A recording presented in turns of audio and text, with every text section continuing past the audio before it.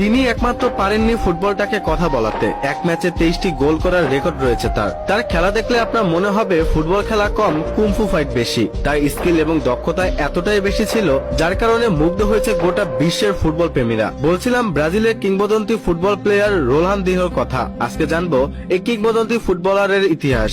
Ronaldinho নামটি শোনেননি এমন ফুটবল প্রেমী খুঁজে পাওয়া দুষ্কর। সর্বকালের সেরা ড্রিবলার, অন্যতম সেরা এই ফুটবলার তার ক্যারিয়ারে প্রায় সবকিছুই জিতেছেন, কিন্তু জিততে পারতেন আরো অনেক কিছু। হতে পারতেন ইতিহাসের সেরাদের সেরা। বিখ্যাত ফুটবলার ম্যারাডোনা বলেছিলেন রোনালদিনহো একমাত্র ফুটবলার যিনি পারেননি একমাত্র ফুটবলটাকে কথা বলিয়ে ছাড়তে। এছাড়া সবকিছুই করেই দেখেছেন তিনি। সর্বদা হাস্যোজ্জ্বল মানুষটি নিজের খারাপ অভ্যাসের কারণে অল্প সময়ই হারিয়ে গিয়েছেন লাইমলাইট থেকে। সর্বশেষ 2020 সালে যেতে হয়েছে প্যারাগুয়েন জেলেও। আজ বলছি রোনালদিনহো গাউচেকে নিয়ে।